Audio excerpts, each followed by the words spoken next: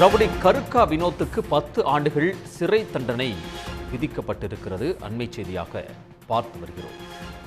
Petrol குண்டு வழக்கு என்ஐஏவுக்கு மாற்றப்பட்ட நிலையில் பூவிருந்தவள்ளி நீதிமன்றத்தில் விசாரணை நடந்து முடிந்திருக்கிறது. விசாரணை முடிந்த நிலையில் ரவுடி கருக்கா வினோத்துக்கு 10 ஆண்டுகள் சிறை தண்டனை விதித்து நீதிமன்றம் தீர்ப்பளித்திருக்கிறது. கருக்கா வினோத்துக்கு 10 ஆண்டுகள் சிறை தண்டனையும் ரூபாய் 5,000 அபராதமும் விதித்து பூந்தமல்லி என்ஐஏ நீதிமன்றம் தீர்ப்பு வழங்கியுள்ளது. கூடுதல் விவரங்களை வழங்குவதற்காக செய்தியாளர் பரத் இணைகிறார். பரத், இந்த வழக்கு விசாரணை தொடர்பான முழுமையான விவரங்கள்.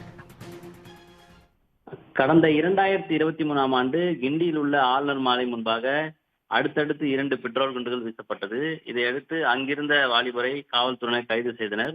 விசாரணையில் பிரபல ரவுடியான கருக்கா வினோத் என்பது தெரிய வந்தது. இதையடுத்து அங்கு வழக்கு பதிவு செய்யப்பட்டு பின்னர் பூந்தமல்லி என்ஐஏ சிறப்பு நீதிமன்றத்துக்கு இந்த வழக்கானது மாற்றப்பட்டது.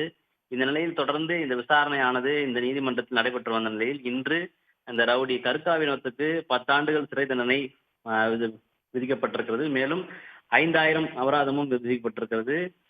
அதே போன்று 6 மாதம் சிறை தண்டனையும் அனுபவிக்க வேண்டும் எனவும் இந்த தீர்ப்பானது விதிக்கப்பட்டிருக்கிறது. இந்த 5,000 அபராதத்தை கட்ட தவறினால் கூடுதலாக 6 மாதம் சிறை தண்டனை அனுபவிக்க வேண்டும் என்று தீர்ப்பு வழங்கப்பட்டிருக்கிறது.